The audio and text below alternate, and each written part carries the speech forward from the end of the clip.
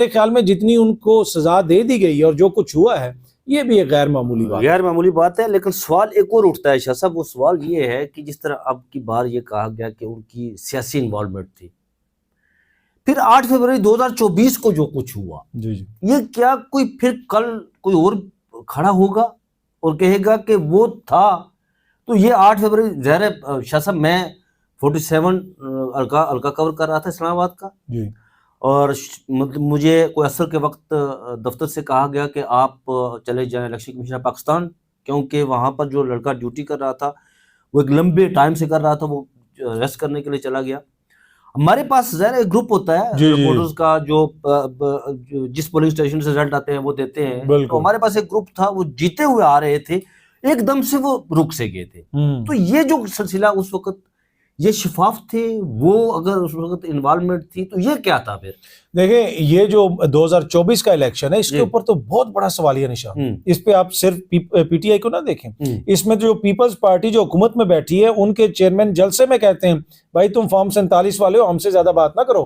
بلاول صاحب ان کو کہتے ہیں، یہ نہیں کہ کوئی پی ٹی آئی والا یا کوئی صحافی یا کوئی اور کہہ رہا ہے. تو اس پہ تو بہت بڑا سوالیہ نشان ہے. اور پھر جو الیکشن کمیشن کی ویب سائٹ سے ہم نے فارم 45 اور 47 دیکھے، سارے صحافیوں نے ڈاؤن لوڈ بھی کیے، جس طرح اس میں آپ نے دیکھا رد و بدل کیا گیا تھا، تو اس میں تو بہت بڑی انوالومنٹ آپ کو نظر آئی کہ کہیں نہ کہیں کچھ گڑبڑ ہے. اب حتمی طور پہ تو فیصلہ کوئی کمیشن یا کوئی عدالت ہی کر سکتی ہے. آپ خود جو ہے سپریم کورٹ کے رپورٹر ہیں اور آپ نے ماضی میں بھی دیکھا اس حوالے سے پٹیشنز وغیرہ بھی ہوتی رہی ہیں.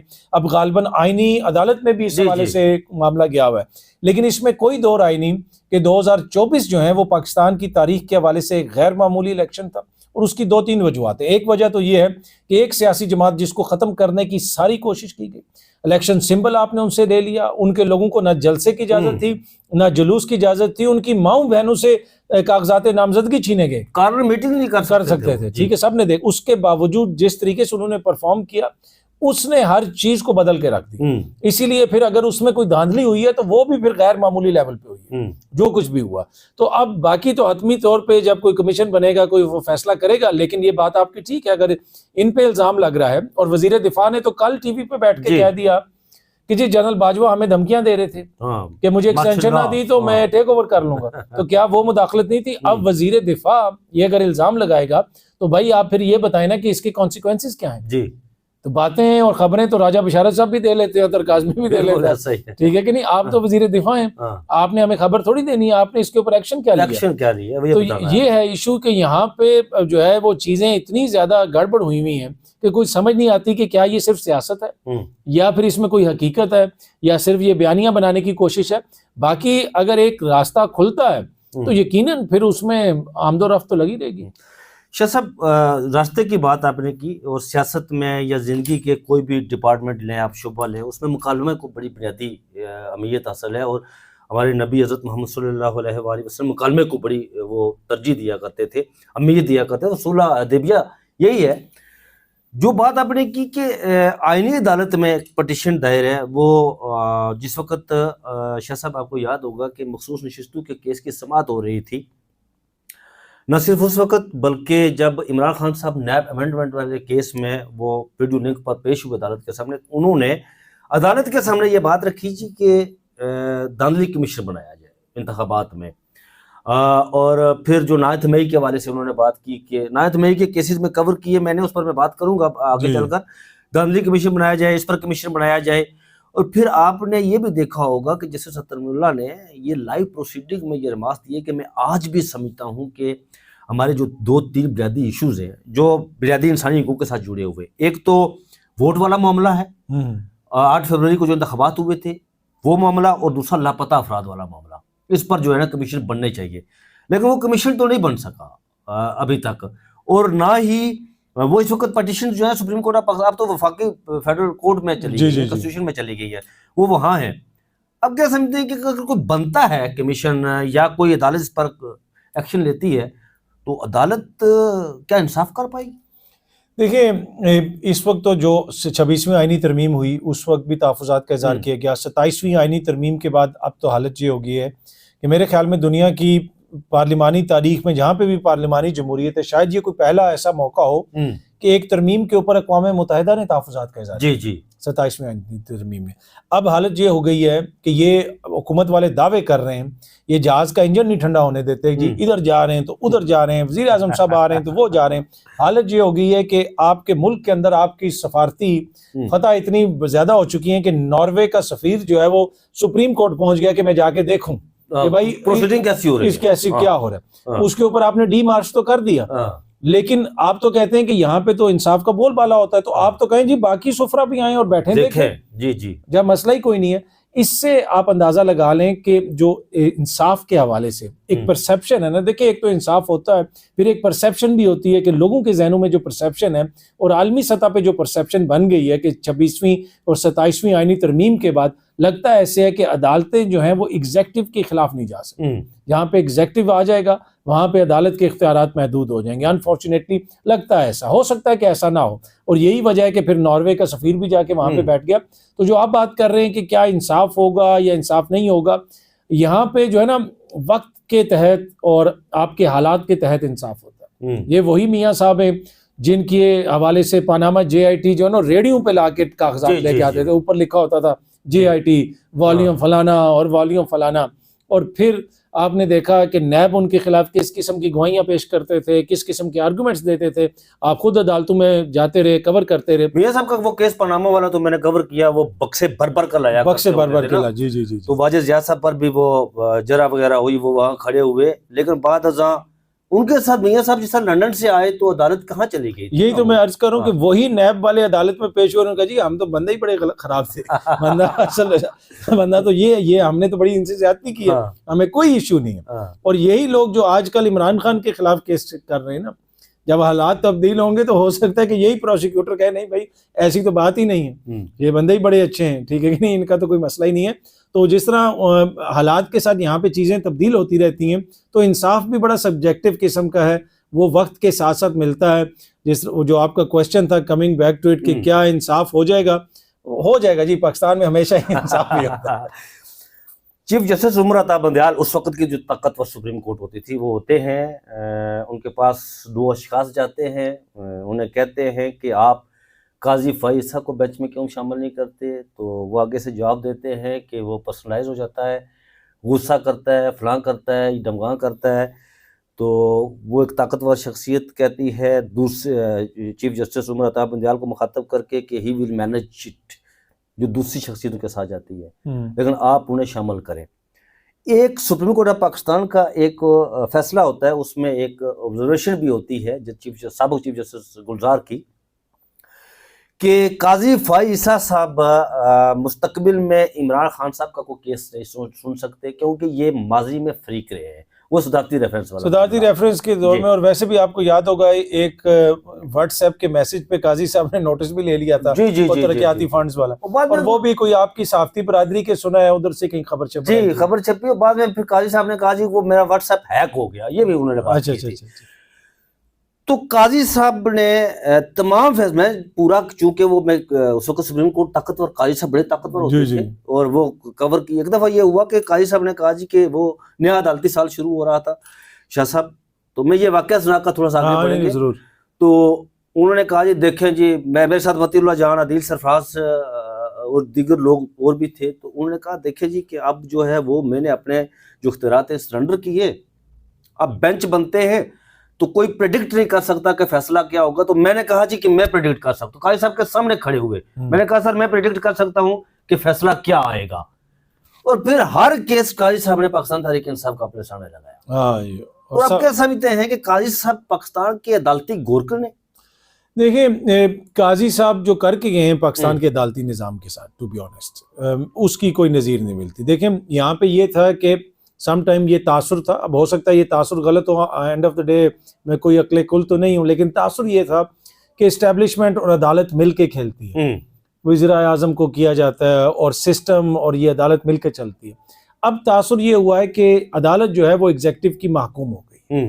لیکن یہ اور اس میں آپ نے بہت ساری چیزیں دیکھی, اور اس میں قاضی فائز عیسیٰ کا جو کردار تھا, جس طریقے سے انہوں نے اپنی عدالت کو بے توقیر کیا, جس طریقے سے ججز ان کے پاس گئے, وہ آپ کو پتہ ہے مداخلت والا معاملہ آیا, ججز نے خط لکھا, اس کے اندر جو کچھ انہوں نے کیا, پھر یہ جو 26ویں آئینی ترمیم کو لانے کے لیے جو انہوں نے سہولت کاری کی، منصور علی شاہ صاحب کا راستہ روکنے کے لیے جو کچھ بھی ہوا، اس میں بھی وہ سب کے سامنے، اور پھر جس طریقے سے وہ کنڈکٹ کرتے تھے، آئی تھنک وہ بڑا جو ہے نا نامناسب ان کا رویہ تھا عدالت کے اندر، جس طریقے سے وہ لوگوں کو بے عزت کرنا، لوگوں کو بے عزت کرنا کہ بھائی سردار لطیف کھوسہ سے کہا کہ آپ کے نام کے ساتھ سردار کیوں ہے؟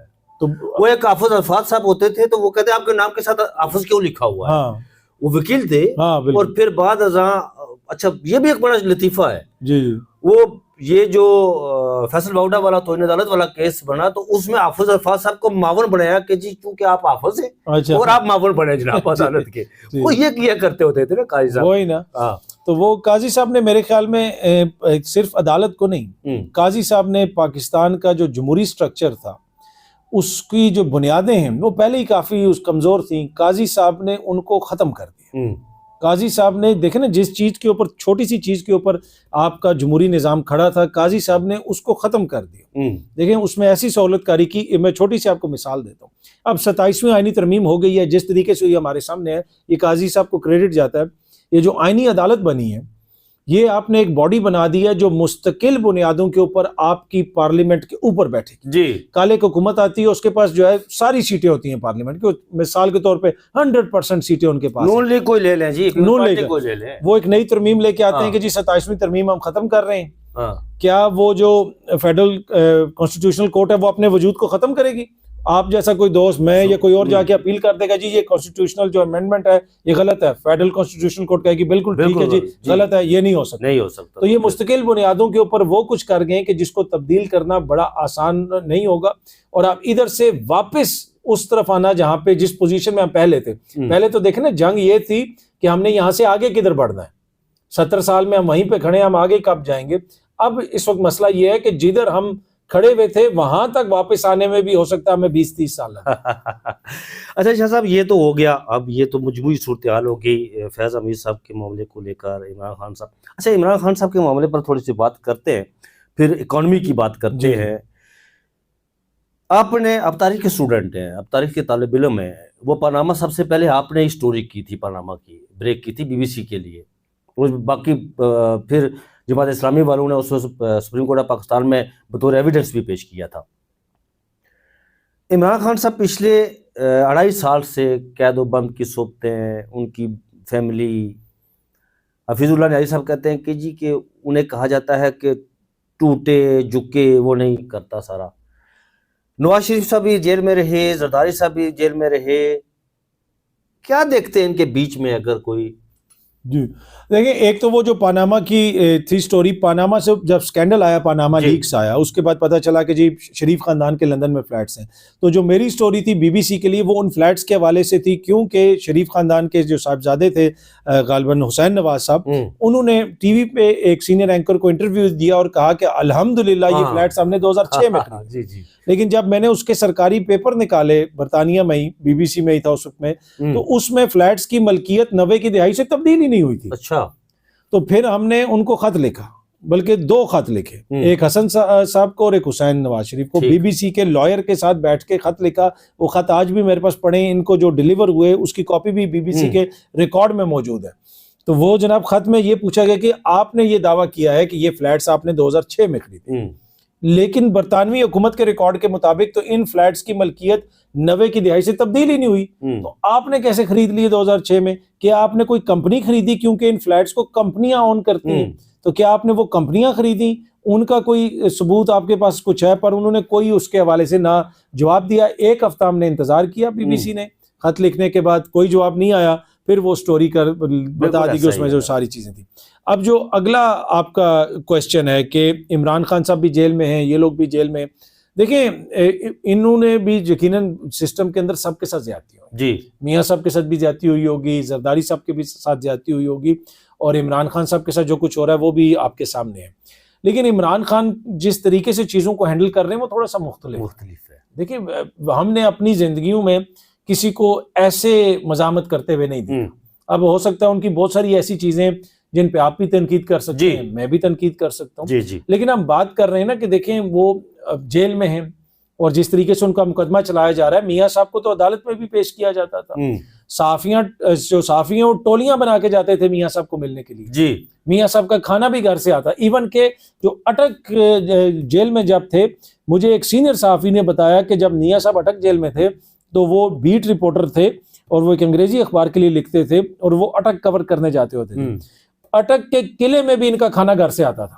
اچھا, اٹک کے قلعے میں بھی, اور اس میں مربے بھی ہوتے تھے. انہوں نے بتایا کہ پتہ نہیں وہ جو سیکورٹی والے وہ رسا خور تو ہیں کھابو کے حوالے سے بھی تو خاندان, وہ جو ہے وہ جو سیکورٹی والے تھے وہ صحافیوں کو بتاتے تھے کہ جی کیا کیا چیزیں آئی ہیں. کیا کچھ صحافیوں کو آپ کو پتہ ہے وہ عادت ہوتی ہے پوچھتے ہیں کہ کیا. تو کہنے کا مقصد یہ ہے کہ جس طرح کی جیل عمران خان صاحب کاٹ رہے ہیں ویسی جیل تو ہم نے کسی کو نہیں کاٹتے ہوئے دیکھا. پھر ان کا تعلق جو ہے اپنے خاندان کے ساتھ مطلب کتنا اس وقت قائم رہنے دیا گیا ہے, یعنی ان کو کتنا ملنے دیا جاتا ہے, کتنا نہیں ملنے دیا جاتا, کتنے صحافیوں کی ان سے ملاقات ہوئی ہے. تو تھوڑا سا ڈفرینس ہے عمران خان صاحب کی سیاست میں اور ان کی سیاست میں, اور یہی وجہ ہے کہ 3 سال سے عمران خان صاحب کی حکومت کا خاتمہ ہو چکا ہے. 2 سال سے زیادہ وہ جیل میں ہیں, ان کی تصویر نہیں آ سکتی, ان کا کوئی بیان نہیں چل سکتا. لیکن آج بھی پاکستان کی جو سیاست ہے وہ عمران خان کے ارد گرد گھوم رہی ہے. جنرل فیض کو سزا ہوتی ہے تو یہ سب سے پہلے عمران خان کا نام لیتے ہیں, کوئی کچھ اور ہوتا ہے تو یہ سب سے پہلے عمران خان کا نام لیتے ہیں. ہر جگہ پہ سب سے پہلے یہ عمران خان کا نام لیتے ہیں. ہر ٹی وی پروگرام میں 7 سے 11 بجے تک اگر کسی کے اوپر ڈسکشن ہو رہی ہوتی ہے عمران خان کے اوپر ہو رہی ہوتی ہے, اور پھر یہ آگے کہتے ہیں وہ تو ایرریلیونٹ ہو گیا, وہ ماضی کا قصہ. کوٹ لکھپت جیل میں سر دربار لگا کرتا تھا. حفیظ اللہ نیازی صاحب نے کئی بار اس کا ذکر کیا اور باقی دوست بلکہ اسد طور صاحب نے بھی ذکر کیا کہ وہاں پر ایک دفعہ میں گیا اور وہاں پر کوئی 100-150 بندہ بیٹھا ہوا تھا میاں صاحب سے ملاقات کرنے کے حوالے سے. اچھا آگے بڑھتے شاہ صاحب ایک تھوڑی سی اکانومی پر بات کریں گے. یہ جو عمران خان صاحب کا بیانیہ کہتے ہیں جی کہ اس کے بیانیہ کا توڑ یہاں پر نون لیگ نے بہت کوشش کی, مختلف کس طرح کے یوٹیوب چینلز بنائے, لوگوں کو لانچ کیا, فلاں کو کوئی ڈنکی والا پتہ نہیں فلاں مجھے نہیں پتا کہ یہ لوگ کون ہیں. اور پھر مختلف دربار بھی لگتے ہیں, وہاں پر بھی خطیب وہ جوش خطابت کے جوہر, اور کئی دفعہ ایسا ہوتا ہے کہ وہ ایسے جب جوش میں آتے ہیں تو ایسے الفاظ ادا کرتے ہیں کہ وہ کچھ اور لگتا ہے بندے کو. تو کیا عمران خان صاحب کا نیریٹو کا کوئی توڑ کسی طریقے سے یہ کریں گے, کیا کریں گے؟ یہ دیکھیں تمام تر وسائل جو سیاست کے وسائل ہیں وہ لگا دیے. جی مسئلہ یہ ہے راجہ صاحب کہ بہت ساری چیزیں ایسی ہوتی ہیں کہ جن کی وجہ سے مسائل پیدا ہوتے ہیں. اور اس دن بھی میں کسی سے بات کر رہا تھا اور میں نے ادھر بھی یہ بات کہی کہ دنیا میں جو اگر آپ تاریخ پڑھیں نا, جو سب سے مشکل چیز ہے, جو سب سے خطرناک چیز ہوتی ہے نا, وہ بھوکی ننگی بادشاہت ہوتی ہے. بھوکے ننگی بادشاہت. اس لیے کہ اگر بادشاہ حکمران خود بھوکے ننگے ہو نا, ان کے پاس عوام کو دینے کے لیے کچھ نہیں ہوتا. صحیح. اور آپ نے دل میں آپ نے یہ کہا ہے کہ ہم نے قائم بادشاہت رکھنی ہے, اس لیے کہ جمہوریت میں کم از کم عوام کے پاس یہ تو ہوتا ہے نا کہ یار میرے پاس ووٹ ہے. بالکل. آپ نے ان سے ووٹ کا جو ہے وہ تاثر بھی لے لیا, جمہوری رائٹس بھی لے لیے, آگے سے دینے کے لیے آپ کے پاس کچھ ہے نہیں.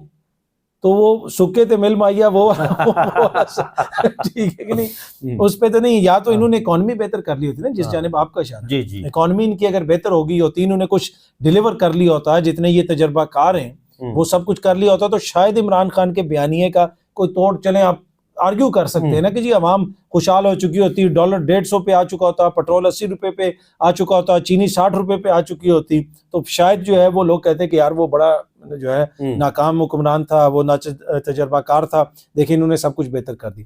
کیا ایوری سنگل تھنگ میں بڑی ذمہ داری سے کہہ رہا ہوں, عمران خان کے دور حکومت سے اس وقت مہنگی نہیں ہو چکی. ہر سیکٹر اس وقت جو ہے وہ تباہی کے دانے پہ کھڑا ہے. حالت یہ ہو چکی ہے کہ اس دن ایپٹما نے اخبارات میں اشتہار دیا, آل پاکستان ٹیکسٹائل ملز ایسوسی ایشن نے, جو حکومت سے بڑی جو ہے ان کا کوئی وہ نہیں ہے, کوئی لڑائی نہیں ہے, وہ کوئی سیاسی پارٹی نہیں ہے. انہوں نے کہا ہماری 100 ملیں بند ہو گئی ہیں, سیکٹر ہمارا تباہی کے دہانے پہ کھڑا ہے, سکڑ چکا. آپ کیا کر رہے ہیں؟ پراپرٹی سیکٹر بھی یہی, پراپرٹی سیکٹر کی یہ حالت ہے, ہر طرف یہ حالت ہے. تو انہوں نے کہیں پہ بھی کچھ ڈیلیور نہیں کیا. لیکن 3 سال پہلے میں اگر اس کا میں تھوڑا سا جائزہ لوں تو 3 سال پہلے جب یہ میں 2 سال ہو گئے اس کو بنائے ہوئے SIFC, تو اس وقت رپورٹ ہوئی تھی یہ چیز, آپ نے دیکھا ہوگا کہ BBC نے بھی رپورٹ کیا, جنگ بڑے بڑے اداروں نے رپورٹ کیا کہ 6 ماہ آپ انتظار کریں. اس ملک میں دولت کی شرق سے غرب, شمال سے جنوب, 4 دانگ عالم دودھ اور شہد کی نہریں بہیں گی جناب، رواں ہوں گی، لوگ اپنی استطاعت کے مطابق جو بھی ڈولہ لے کر جائے گا اپنی استطاعت کے مطابق دودھ اور شہد نکالے گا اور گھر چلا جائے گا، اسے کوئی فکر فاقہ نہیں ہوگا۔ اور ادھر IMF آج 2.5 سال کے بعد یہ کہہ رہی ہے کہ بھائی وہ کوئی بھی پلاننگ نہ کرے، وہ کیا اس پلیٹ فارم سے کوئی پیسے آئے، انویسٹمنٹ آئی۔ ان کے سربراہ کا بیان کیا تھا جو کراچی میں انہوں نے کہا تھا، لیفٹیننٹ جنرل سرفراز صاحب کا، کہ بھائی ایک دیلا نہیں آ رہا ہے۔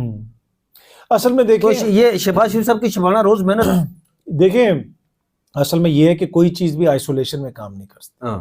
یہ نہیں ہو سکتا کہ ہر طرف جو ہے وہ افراتفری ہو، کوئی محکمہ کام نہ کر رہا اور بیچ میں آپ ایک یوٹوپیا کریٹ کر لیں۔ دیکھیں آپ کو اوور آل جو ریگولیشنز ہیں، اوور آل جو چیزیں ہیں ان کو بہتر کرنا پڑے گا، رول آف لا کو بہتر کرنا پڑے گا۔ دیکھیں نا، جب ادھر لوگوں کے بہت سارے مسائل ہیں، ادھر لوگ یہ کہتے ہیں کہ جناب میرا یہ بھی مسئلہ ہے، میرا وہ بھی مسئلہ ہے، تو کوئی باہر سے آ کے کیوں انویسٹ کرے گا؟ پھر ادھر سیکٹر کون سا ہے؟ دیکھیں نا، آپ نے کیا ایسا کوئی چیز کی، آج سیکٹر دیکھیں، اگر کوئی ایسا سیکٹر ہے جس کو بجلی کی ضرورت ہے، انرجی کی کاسٹ تو آپ کی سب سے زیادہ ہو چکی ہے، آپ کی ایون جو ٹیکسٹائل والے ہیں وہ بھی کمپیٹ نہیں کر پا رہے، تو باہر سے آ کے کون ادھر مل لگائے گا؟ اب یہاں پہ کبھی سعودی عرب سے وفد آ رہا ہے، کبھی ادھر سے وفد آ رہا ہے، کبھی ادھر سے وفد آ رہا ہے، اور پر انویسٹمنٹ کتنی ہے؟ ایون کہ میں آپ کو یہ خبر دیتا ہوں، وفاقی کابینہ میں بیٹھے ہوئے ایک وفاقی وزیر نے مجھے بتایا کہ جناب UAE نے ہمیں کہا ہے کہ بھائی ہم نے اور کوئی انویسٹمنٹ وغیرہ نہیں کرنی، جو کچھ آپ کو دیا ہوا ہے اسی کو جو ہے آپ وہ گزارا کریں۔ سعودی عرب سے کتنی انویسٹمنٹ آئی ہے؟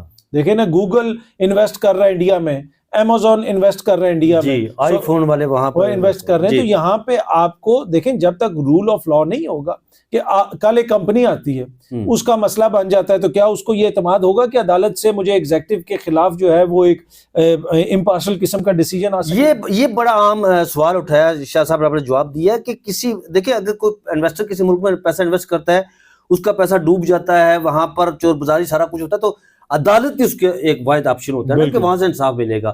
اگر ہمارے ملک کی عدلیہ جس طرح آپ نے کہا ہے، تو پھر انصاف کیسے ملے گا؟ اور آپ نے بات کی انویسٹر کی، تو وہ ایک شہباز شریف صاحب کی ایک تصویر چھپی تھی، کوئی کو پتہ نہیں کون سا امریکہ سے آیا، وہ کوئی جینیفر کے پتہ نہیں کیا، جینٹری بیچ، وہ کتنی انویسٹمنٹ، جی وہ جینٹری بیچ سے کچھ صحافی بھی مل کے آئے تھے، اور ایک صحافی تو اتنے پرجوش تھے، انہوں نے کہا جینٹری بیچ نے کیا ہے، مہینیاں دی گل نہیں، ہفتیاں چ ڈالر آ رہے ہیں۔ تو میں نے تو جا کے وہ جیبوں والی 2 بنیانیں خرید لی۔ میں نے کہا اگر اتنے ڈالر پاکستان میں آ کے رکھنے کہاں رکھیں گے؟ تو وہ نہیں ہوا۔ اچھا شاہ صاحب، آخری سوال آپ سے کریں گے، عمران خان صاحب کی مستقبل میں ابھی جو کچھ سچویشن بنی ہے، وہ پریس کانفرنس ہوئی تھی، بڑی ذمہ داری کا ثبوت دیا پاکستان تحریک انصاف کے لیڈرشپ نے اس پریس کانفرنس کے جواب میں، اور پھر خیبر پختونخوا کا جو CM ہے، یہ تو کہتے تھے نا کہ یہ نہ پختہ نوجوان فلاں فلاں، یہ سارا کچھ ہونے کے باوجود عمران خان صاحب کی رہائی یا کوئی دور دور تک قریب تک کوئی؟ دیکھیں اصل ایشو یہ ہے کہ مین وہی ہے، جو حکومت ہوتی ہے نا، اس کی 2-3 شاخیں، عدلیہ ہے، ٹھیک ہے، آپ کا اسٹیبلشمنٹ ہے، آپ کی مقننہ ہے، آپ کی جو حکومت ہے، انتظامیہ ہے، ایک سیاسی کشن ہوتا ہے حکومت کا۔ سیاسی طور پہ یہ بالکل ناکام رہے۔ دیکھیں نا، یہ عمران خان کی ایک ٹویٹ کا بھی مقابلہ نہیں کر سکتے۔ بلاول، زرداری صاحب، میاں صاحب، مریم بی بی، شہباز صاحب، یہ کیا کر رہے ہیں؟ کیا صرف انہوں نے ایئر فورس کے جہاز لے کے جاپان گھومنا ہے، دنیا گھومنی ہے؟ آپ کاؤنٹر نیریٹو تو دیں نا۔ دیکھیں DG ISPR صاحب کی ایک پریس کانفرنس ہے، اس کے اوپر آپ تنقید کر سکتے ہیں، اس کی آپ تعریف کر سکتے ہیں، لیکن اینڈ آف دا ڈے اس سے ایک پبلک ڈسکشن جنریٹ ہوئی کہ جناب ایک کاؤنٹر، یہ جو عمران خان کہہ رہے ہیں ایک کاؤنٹر چیز آئی ہے۔ یہ صبح سے شام تک پریس کانفرنسز کرتے ہیں، اس کے اوپر کوئی پبلک ڈیبیٹ ہی جنریٹ نہیں ہوتی۔ آپ بھی اس پہ ولاگ نہیں بناتے، زیادتی کرتے ہیں آپ، ٹھیک ہے، صبح سے شام تک ہم آپ سے سیکھتے ہیں شاہ صاحب۔ نہیں، صبح سے شام تک وزراء بیٹھے رہتے ہیں۔ تو اصل اس سسٹم کا اس وقت جو المیہ یہ ہے کہ یہ جو سیاسی دیوالیہ پن ہے، جب تک ان کی سیاست اس قابل نہیں ہوگی، یہ کوئی کوشن نہیں دیں گے نا۔ دیکھیں عمران خان کے دور میں بھی اسٹیبلشمنٹ پہ تنقید ہوتی تھی، میاں صاحب بھی کرتے تھے، جواب بھی مانگتے تھے، لیکن ایک سیاسی کوشن تھا، ان کی ایک حد تک پاپولیرٹی تھی، سوشل میڈیا پہ لوگ ان کے ساتھ کھڑے ہوتے تھے۔ ان کا مسئلہ یہ ہے کہ یہ جس کے ساتھ کھڑے ہو جائیں اس پہ بھی تنقید شروع ہو جاتی ہے۔ تو یہ اس وقت ایشو ہے۔ تو کوئی تحریک دیکھیں یہ حکومت کریٹ کرے گی، یہ حکومت کریٹ کرے گی۔ دیکھیں آپ نے کسی کو بند کیا اور آپ نے تالا لگا دیا، ٹھیک ہے، یہ آپ کر رہے کیا ہیں, یہ تالے کے اوپر تالا لگائی جا رہے ہیں, تالے کے اوپر تالا لگائی جا رہے ہیں, اور تالوں کا وزن اتنا زیادہ ہو جائے گا کہ وہ اس کے وزن سے کنڈی ٹوٹ جائے گی, کنڈی ٹوٹ جائے گی. اور یہ اپنے وزن سے جو کچھ یہ کر رہے ہیں نا, تو اس لیے کہ ان کا سیاسی کیپٹل تو ہے نہیں. وقت کے ساتھ ساتھ آپ کی خواہشات میں تو اضافہ ہو جاتا ہے, لیکن آپ کی استطاعت میں کمی آ جاتی ہے. تو ان کی جو سیاسی اس وقت کیپیبلٹی ہے اس میں کافی زیادہ کمی آئی, اور مجھے یہ لگتا ہے کہ ان کے لیے اتنا آسان نہیں ہوگا کہ چیزوں کو یہ مینیج کرتا ہے. اب 28ویں ترمیم کی بات ہو رہی تھی, تو اس میں تو بلاول صاحب نے کہہ دیا کہ بس اب انف از انف, مزید نہیں ہو سکتا. تو شاہ صاحب آپ کا بہت شکریہ, آپ نے مجھے وقت دیا ہے جی. تو ناظرین, شاہ صاحب نے اس طرح بتایا کہ تحریک کے حوالے سے, عمران خان صاحب کی رہائی کے حوالے سے جو بالخصوص انہوں نے بات کی ہے, اور بڑی یہ بڑا زبردست مجھے جملہ لگا ہے کہ تالے پر تالا لگا رہے ہیں. اس کا مطلب تھا کہ اگر بلی کوئی کمرے پہ بند کر دیا جائے نا, وہ اس کے باہر نکلنے کا کوئی شاہ صاحب راستہ نہ چھوڑا جائے, تو وہ جپٹ پڑتی ہے, اور حکومت یہی کچھ کر رہی ہے. مجھے اور شاہ صاحب کو دیجیے اجازت, اپنا بہت سا خیال رکھیے گا. اللہ حافظ.